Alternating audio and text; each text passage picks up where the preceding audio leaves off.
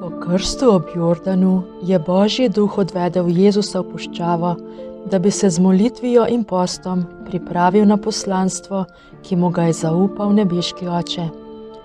Rešiti ljudi greha in jih pripeljati nazaj k Bogu. Ko se je postil 40 dni in 40 noči, je bil zelo lačen. Tedaj se mu je prikazal hudobni duh.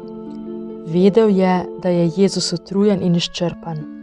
Rekel mu je: Če si Božji sin, spremeni ti kamne v kruh. Jezus je vedel, da ga Satan poskuša zapeljati, da bi ga odvrnil od njegovega poslanstva rešiti ljudi. Dobro je poznal Sveto pismo in se je spomnil, kar se je naučil iz njega. Človek ne živi samo od kruha, ampak od vsake besede, ki izhaja iz Božjih ust.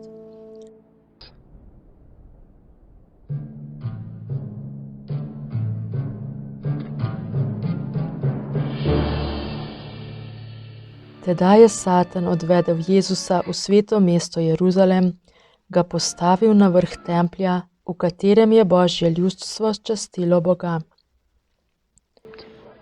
Če si Božji sin, skoči dol s te višine, kajti v Svetem pismu je zapisano: svojim angelom bo zate zapovedal in na rokah te bodo nosili, da z nogo ne zadeneš ob kamen.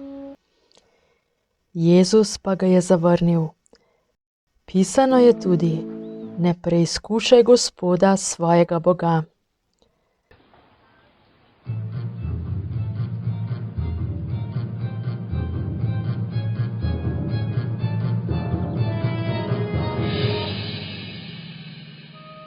Nato se je zviti skušnjavec izmislil še eno preizkušnjo. Peljal je Jezusa na visoko goro in mu pokazal vsa kraljestva sveta ter mu rekel: Glej, vse to ti dam, če padeš pred me in me moliš.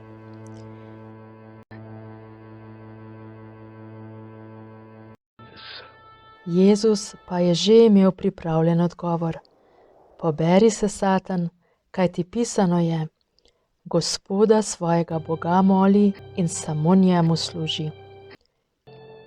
Tedaj ga je hudobni duh zapustil.